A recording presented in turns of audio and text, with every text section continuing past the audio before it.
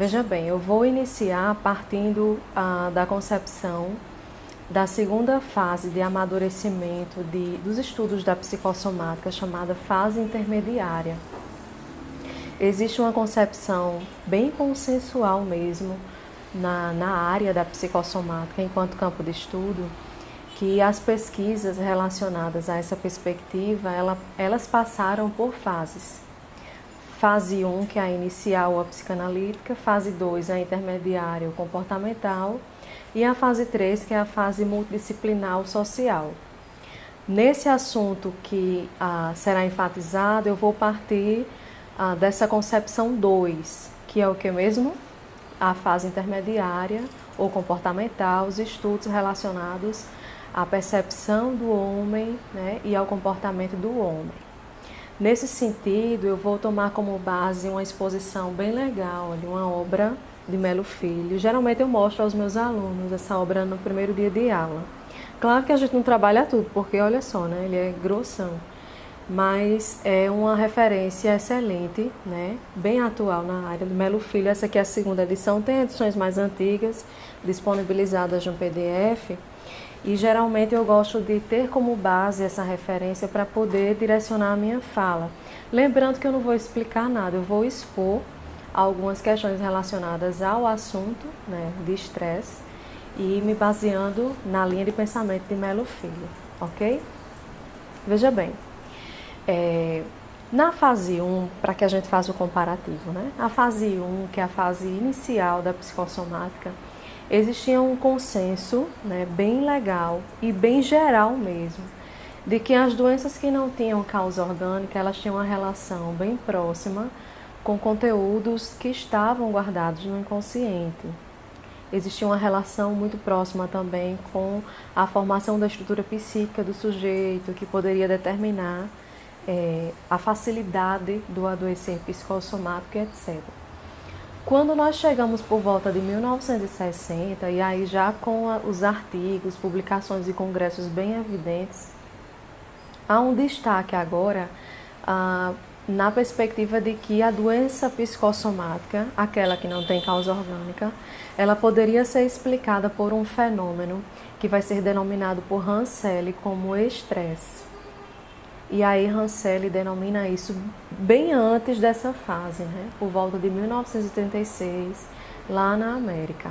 É importante sempre fazer essa articulação com o contexto histórico. Veja só, na América, né, nos Estados Unidos, houve por volta de 1940, né, antes, 1937, 38, a ênfase muito forte nos estudos comportamentais, né? E aí, para quem paga a história da psicologia, teorias e sistemas, geralmente estuda isso, aquela perspectiva de que, nesse momento atual, 1936, 37, 40, né, até, vamos supor, 1945, existem obras que vão mais além, 1950. A ênfase das faculdades de psicologia na época era trabalhar o comportamento humano, testar, fazer pesquisas, até porque estávamos no zeitgeist, né, relacionada ao positivismo, né, aquela moda do positivismo, todo conhecimento para ser verdadeiro precisava ser testado e etc. Então, nada mais óbvio do que pensar assim. Na fase intermediária da psicossomática, que foi desenvolvida na América, nos Estados Unidos, houve essa ancoragem de que a doença psicossomática não estaria relacionada a questões inconscientes, e sim ao comportamento, ao externo. Então, há um deslocamento conceitual, né, de origem, na verdade. Se na primeira se na primeira fase eu tenho uma concepção de que a doença psicossomática ela está vinculada, relacionada diretamente aos conteúdos inconscientes, na fase 2, esse consenso já não vai ser muito aceito, tá? Essa concepção, na verdade. Aqui há aquela ideia de que eu adoeço de forma que não tem causa orgânica, porque houve um fenômeno relacionado ao estresse, do qual acarreta o corpo, o organismo biológico por inteiro, e faz com que ele manifeste sinais e sintomas e, claro, não terão causa orgânica nenhuma, certo? Então, assim, o estresse, logo no início, quando foi conceituado por Ranselli, ele tinha um nome, né, voltado para concepções ou para noções de síndrome. Ranselli denominou assim, Síndrome Geral de Adaptação. Geralmente em prova aparece isso, né, e vem abreviado, SGA. SGA é o quê? Síndrome Geral de Adaptação. Foi o primeiro conceito, né, dele. Claro que houve formulações, amadurecimentos nessa definição. Mas Ranselli entendia assim, o paciente, o sujeito, o homem, vivencia determinado acontecimento que faz com que ele precise se adaptar, ou seja, há uma necessidade de adaptação e para que você consiga chegar ao status de adaptado, o seu corpo passa por um processo de desorganização, de desequilíbrio. Então ele vai dizer que essa adaptação geralmente está vinculado a um acontecimento externo, né? Um exemplo, há uma tempestade, é um acontecimento externo e você precisa se adaptar a esse acontecimento, né? Tirar o excesso de água, né? Ver meios de transporte para você sair dessa tempestade, enfim, o seu corpo biológico, claro, junto com a sua cognição, personalidade e tudo, passam por um processo de adaptação até você chegar a esse status. Não, já me acostumei, já estou adaptada, agora eu já consigo lidar.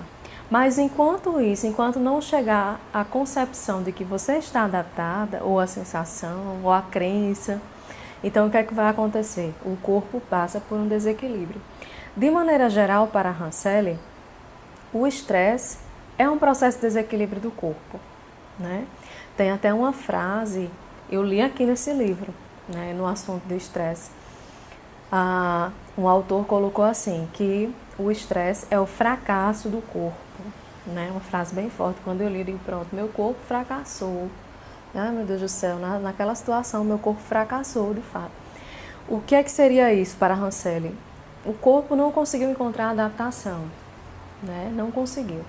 E aí o interessante é que a linguagem, a entonação de todos os textos que trabalham com estresse é predominantemente biológica. Então a gente vai falar de neurotransmissores, noradrenalina, serotonina, hormônios, etc.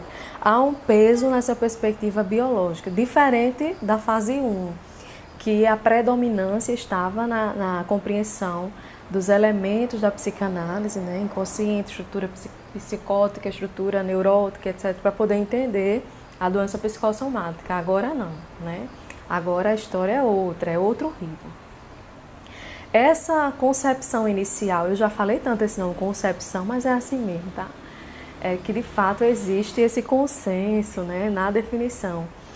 Essa definição inicial de Ranselli, por volta de 36, ela foi reformulada, como eu já coloquei para vocês, e existe uma definição bem nova de Franco, 2001, né? Artigos que foram fazer pesquisas, ou melhor, artigos que resultaram de pesquisas sobre estresse. E o interessante é que agora a ênfase também volta-se aos elementos cognitivos, né? Quando Ranselli denominou por volta de 1936 a questão da SGA, a ênfase que ele deu foi totalmente biológica, ou seja, enquanto o corpo não achar, eita, a moto passando, enquanto o corpo não achar a adaptação, né, não encontrar a homeostase, o equilíbrio, os sistemas orgânicos vão ficar totalmente vulneráveis, fragilizados e tudo, né? O sistema imune vai baixar, as células vão ficar mais vulneráveis, o corpo vai ficar também vulnerável à aquisição de doenças. Então, Ranselli coloca a ênfase totalmente na biologia, até pela formação dele, né? Que era fisiologista. Agora, quando Franco e outros pesquisadores mais atuais estudam o estresse, fazem pesquisa para poder averiguar esse fenômeno, há uma concordância na seguinte definição, veja só. O estresse denota um estado gerado pela percepção de estímulos que provocam uma excitação emocional e, claro, perturbam o equilíbrio do corpo. Então, o que é que eu tenho aqui? Eu tenho um peso na percepção. E hoje, 2019, é bem comum os psicólogos comportamentais e cognitivos e também estudantes e pesquisadores da área entenderem que o estresse tem uma relação com os meus elementos cognitivos, tá? Ou seja, com fatores psicológicos básicos que permitem com que o ser humano capture uma informação e interprete. E aí Franco vai deixar bem claro o seguinte: existe um fator externo, óbvio, né, que vai exigir uma adaptação do sujeito, mas essa adaptação ela vai começar a ocorrer a partir do momento em que há uma percepção coerente com aquilo. Então entra em cena agora a percepção. E aí relembrando, segundo período de psicologia, quando a gente paga fenômenos e processos psicológicos básicos. A percepção do homem é definida como um processo do qual permite a interpretação das informações que nos chegam e lá na frente a decisão, né, uma ação. Então, assim, eu tenho um acontecimento e aí lá na frente a gente vai entender que esse acontecimento geralmente é denominado nos estudos de estressor. Eu tenho um estressor, esse estressor exige uma adaptação minha e essa adaptação vai iniciar a partir do momento em que eu percebo, ou seja, a partir do momento em que eu interpreto esse estressor. Então, tudo vai ser relacionado a isso agora. O que vai determinar se Luana vai estressar-se, né, ou não, é a percepção que ela faz a partir do estressor, né, do acontecimento externo. Exemplo, eu fui desempregada, né, Deus me livre e guarde, mas vamos supor, né, perdi o emprego. Então, isso vai ser um estressor, um acontecimento externo. Vai exigir uma adaptação minha, não vai? Eu vou precisar cortar gastos, remanejar o orçamento de casa, enfim, vou ter que fazer uma reorganização para poder me adaptar a isso. Agora, essa organização e essa adaptação ao estressor iniciará a partir do momento em que eu interpreto aquilo como estressor. É aí onde está todo o moído, toda a história, todo o segredo, né, dos estudos sobre o estresse. Os teóricos vão colocar que quando a percepção dos estímulos, ou seja, do estressor, gera um desequilíbrio, né, gera um processo de perturbação no sujeito, o corpo orgânico, o corpo biológico vai responder coerentemente. E aí o interessante é o seguinte: na psicossomática não faz sentido estudar corpo biológico separado de cognição, separado de personalidade, separado de subjetividade. A psicossomática por si só já preza na compreensão de um paciente, de um ser que ele é um todo, ele é holístico. Ou seja, o descuido que eu tenho com o meu corpo orgânico vai refletir em todo o aspecto psíquico, né? A forma como eu interpreto a situação também vai interferir no meu corpo orgânico, está tudo interligado dentro da psicossomática. E aí, na perspectiva de Franco, a percepção vai determinar. É por isso que muitos dizem assim, você precisa enxergar melhor essa situação. Fulano, vamos pensar pelo lado bom, isso é o quê? Né? Tentar interpretar de uma forma que não cause tanto desconforto, para você se adaptar com aquilo que não pode ser modificado. Então, o estresse vai ser tudo isso, né? Ou seja, um estado, estresse é um estado, tá? Não é um jeito, não é uma personalidade, não é nada disso, é um estado. Por estado, a gente sabe que passa, é passageiro. Eu tenho um momento de estresse, eu vivi um quadro de estresse, etc. Então, ele é um estado que está articulado com o quê? Com a minha percepção, né? Claro que para que eu vivencie um estado de estresse, eu preciso ter algo que alavanque isso, ou seja, eu preciso de um estressor.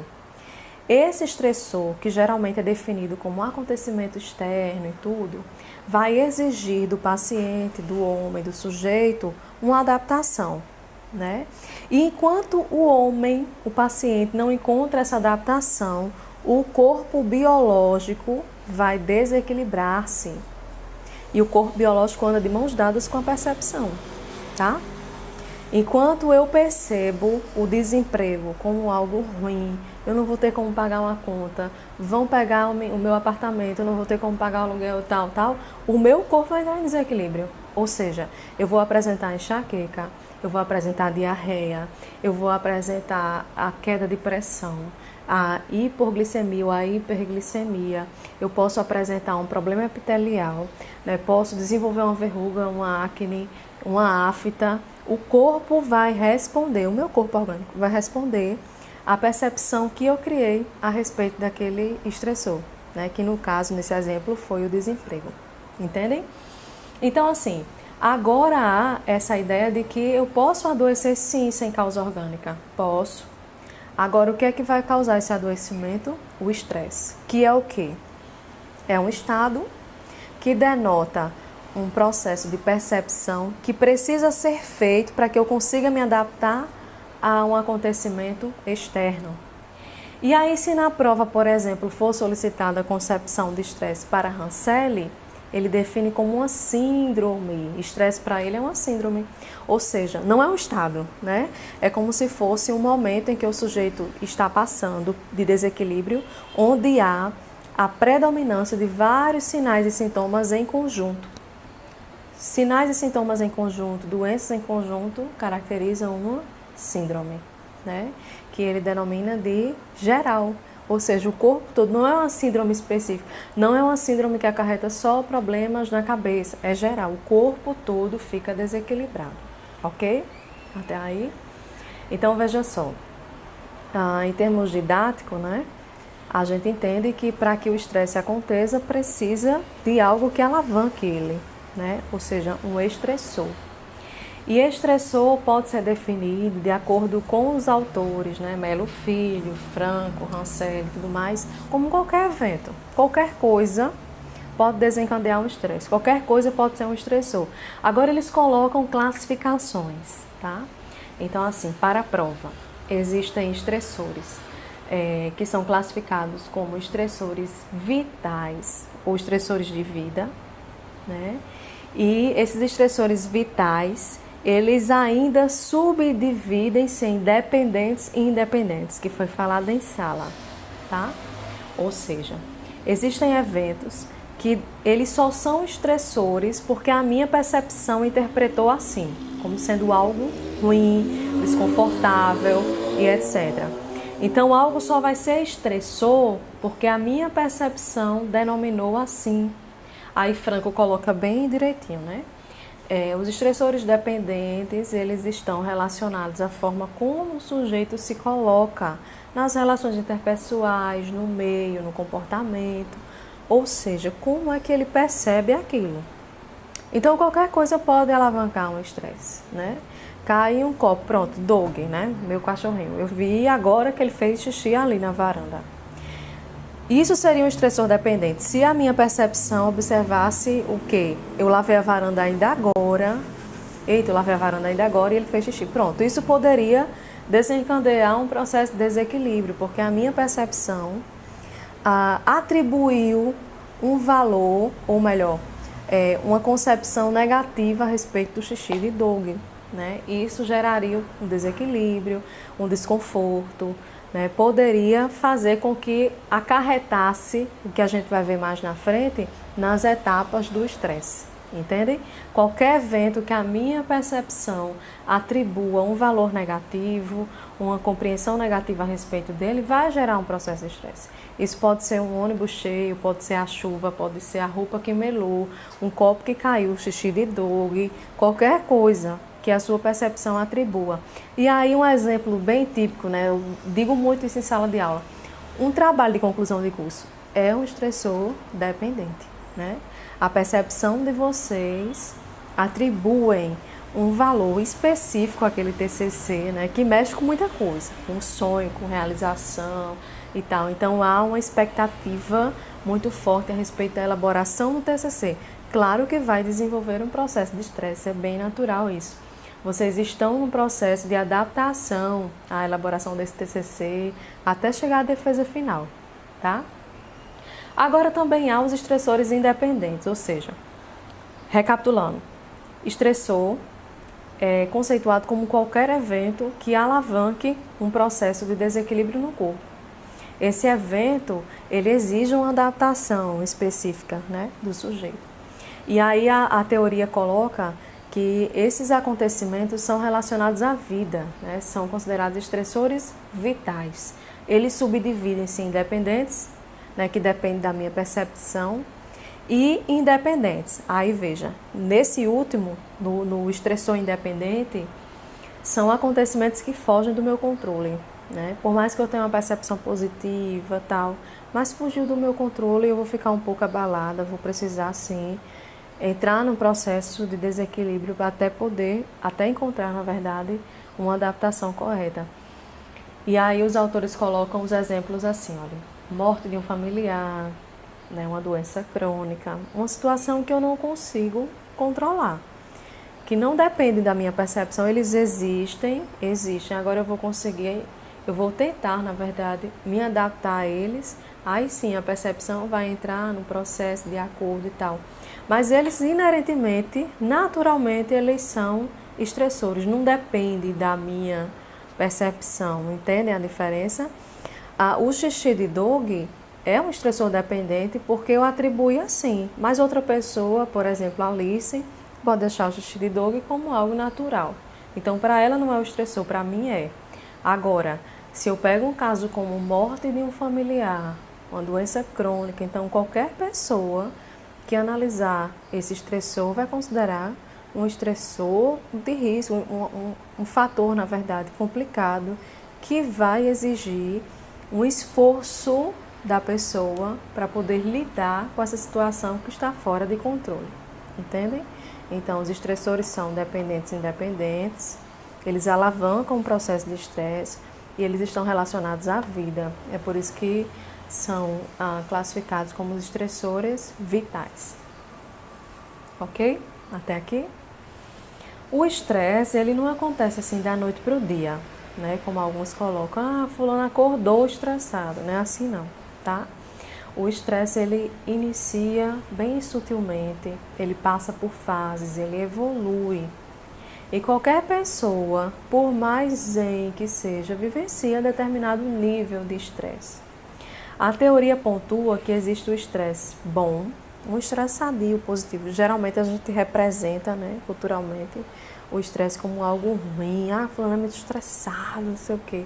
Faz até a expressão de que é uma pessoa, né, chata, cansada, neurótica, nervosa, etc. Mas a teoria coloca que o estresse, ele é bom, ele é sadio para o homem até um certo ponto. Como tudo, né?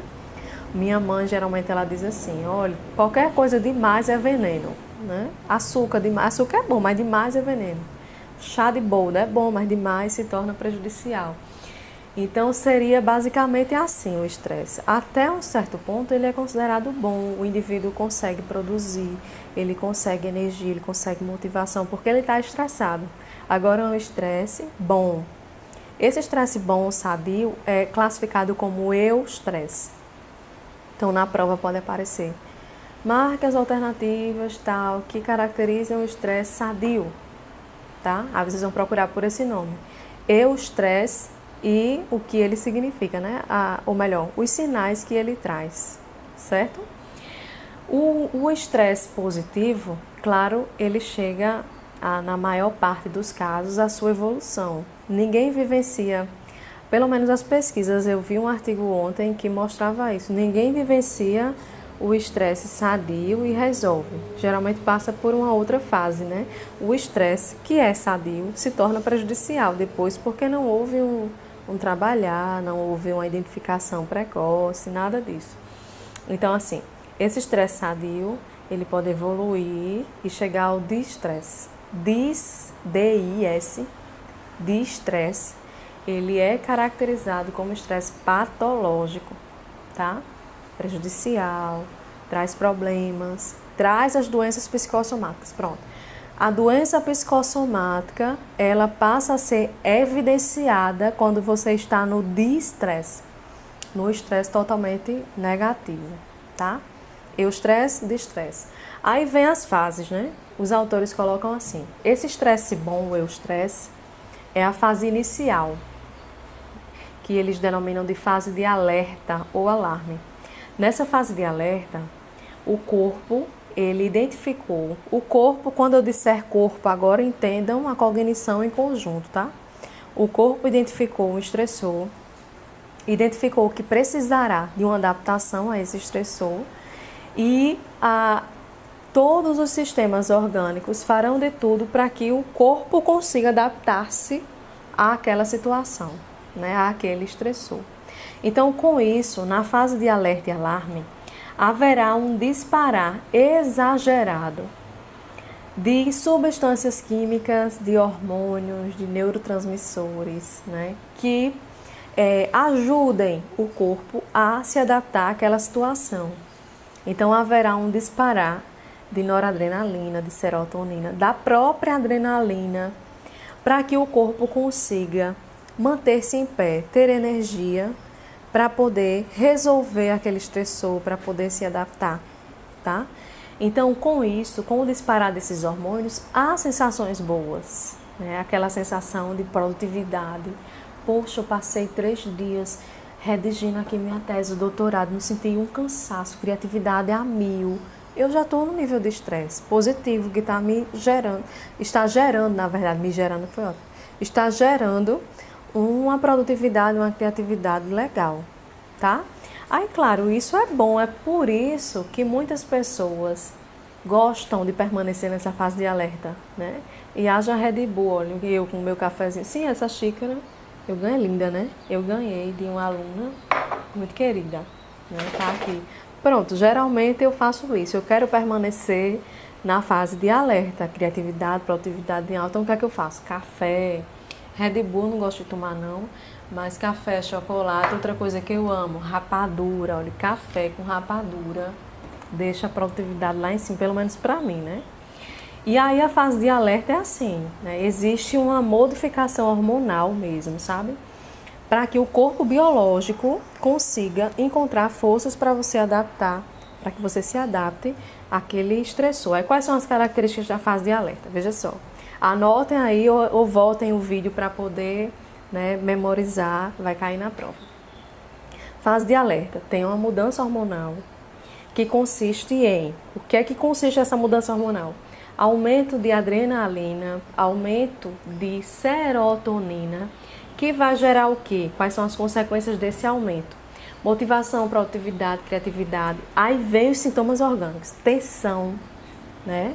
Você fica com a criatividade lá em cima, mas você fica tensa. Se tocar aqui, olha, tudo duro, né? A tensão, sudorese, insônia, né? Pode acontecer também o aumento do sono. Depende muito, às vezes o corpo responde de uma forma contrária. Taquicardia, respiração ofegante, ou seja, as sensações que geralmente o sujeito sente quando ele está liberando adrenalina, né? Quando a gente está malhando, geralmente o coração fica... Corra na esteira para você ver, meia hora, né? O coração fica lá a 1000. A tensão também para você conseguir concluir aquele tempo, a sudorese, aí não vem o sono porque você está com aumento de adrenalina, né? O corpo está agitado e tal. Acontece que na fase de alerta, essas sensações e essa mudança hormonal acontece naturalmente, né? Ou seja, é uma linguagem do corpo para que você se adapte a um determinado estressor. E a palavra-chave dessa fase de alerta, que é o estresse positivo, é mudança hormonal. Aí vocês já associam aí no momento da prova, tá? Fase de alerta igual a eustresse, estresse positivo, mudança hormonal. Eu vou me sentir bem porque os hormônios estão cooperando para isso. Há um disparar exagerado, né, de adrenalina. Por isso que vem a motivação, produtividade, criatividade e os sinais orgânicos, taquicardia, sudorese, por aí vai. O problema é que na fase de alerta há uma probabilidade de você evoluir para resistência, que é a fase 2, fase de resistência, tá? Na fase de alerta, o corpo já disparou tudo que tinha de hormônios. Então, na fase de resistência, eu já vou sentir aqui um pouco de cansaço, sabe? Gasto excessivo de energia, tudo vai ser pesado para mim, porque o corpo vai tentar se adaptar a esse momento de desgaste enérgico, né? De desgaste hormonal.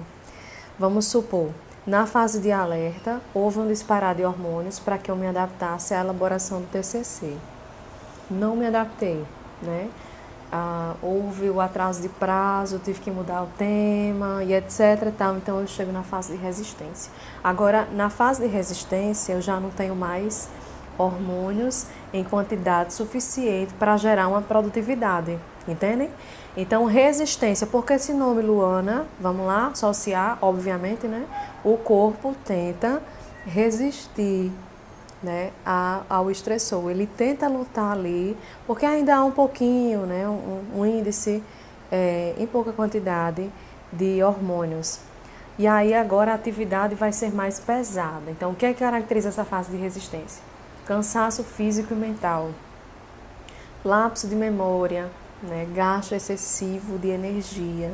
Tudo que você faz, você sente que está gastando muita energia e etc. Porque não há mais hormônios em grande quantidade para poder gerar produtividade, sensação de bem-estar. Então aqui eu já estou sinalizando, né, que o corpo, ou melhor, o corpo está sinalizando que algo não está bem, você não se adaptou àquele estressor. E aí o problema é, na resistência, existe um pouquinho de hormônios para que você consiga de fato permanecer, né, se adaptando ao estressor. Agora já há indicativos de sinais psicossomáticos aí, como por exemplo, o cabelo começa a cair, né? Eu lembro que eu vivenciei uma fase dessa, meu cabelo caía muito, as unhas começam a quebrar, a memória fica falha, né? A percepção também fica um pouco, a atenção desconcentrada. E aí eu já tenho sinais. Agora, até então não é considerado doença psicossomática, são sinais. O corpo está sinalizando que está num processo de desequilíbrio, o que significa que você não se adaptou àquela situação. Aí entra a fase posterior, que é a quase exaustão. Na quase exaustão, eu já inicio um processo patológico, é o de estresse, é o estresse bem negativo mesmo, né? É caracterizado como um cansaço mais intenso, ansiedade, né? A imunidade fica um pouco mais baixa porque as células, ou melhor, os glóbulos brancos começam a ficar em pouca quantidade, a ser diminuído, na verdade. E aí vai deixar com que o seu corpo fique mais vulnerável à aquisição de vírus e bactérias. É por isso que em momentos de estresse as pessoas, os pacientes, sinalizam que adoecem muito, né? Gripou a semana passada, gripou essa semana. E aí é uma gripe atrás da outra, né? Infecções e por aí vai. E a última fase do estresse é considerado a exaustão, estafa.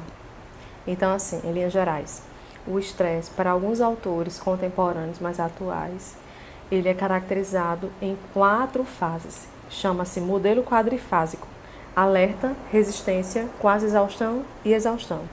Para Hanselli, quase exaustão e exaustão é um só. Então, para Hanselli vai ser um modelo trifásico: alerta, resistência e exaustão, ok? Na fase de exaustão, eu já tenho predominâncias de diagnósticos fechados, diagnóstico psicossomático, como por exemplo a depressão. A depressão aqui na exaustão é considerado um problema psicossomático, uma doença psicossomática. Não teve causa orgânica nenhuma, teve um estado de estresse que foi vivido, que foi evidenciado e o paciente pode sim iniciar um quadro depressivo, né? O cansaço, ele é caracterizado como cansaço crônico, não é um cansaço mental, não é um cansaço físico, é um cansaço crônico, a ponto do sujeito mostrar queixas, mostrar sinais como desânimo, apatia, não querer levantar da cama, não querer tomar banho, falta energia para tudo. É o cansaço crônico. E aí, obviamente, a vida social desse paciente, essa pessoa fica abalada. é o momento em que ela vai precisar de um auxílio, né, profissional, psiquiátrico e psicológico, para poder lidar com a situação, porque de fato ela está vivenciando um estresse patológico, negativo de estresse, que é a exaustão. No senso comum, as pessoas denominam isso de estafa. Existem alguns métodos que também utilizam essa nomenclatura, estafa, certo? Para fechar essa exposição, que eu disse que ia ser breve, terminou sendo um pouco mais extensa.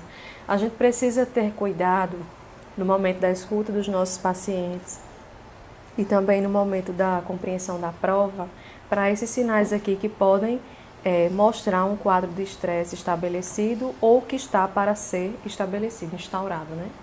Veja só, dificuldade de concentração, decréscimo de habilidades sociais, paralisação ou lentificação das atividades em curso, o excesso de bebida, de fumo, perturbação no sono, cansaço, apatia, um choro frequente, impaciência, percepções negativas sobre as coisas, podem ser sinais de que a pessoa está evidenciando o estresse, está vivendo o estresse. Então é preciso ter cuidado, ok? Quando a gente estuda estresse, vem também associado a isso as estratégias para poder lidar, né? Que é chamado, denominado de coping ou coping. E aí isso vai ficar para um outro momento, que também cai na prova, né? Algumas estratégias, não diretamente, mas apenas nos enunciados.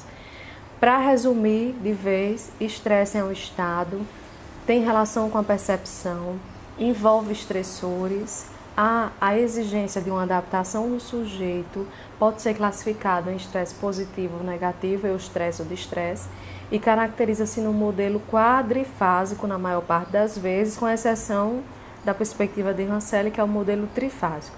São elas: modelo quadrifásico, alerta ou alarme, resistência, quase exaustão e exaustão, e para Rancelli, alerta ou alarme, resistência e exaustão. Bom, é isso.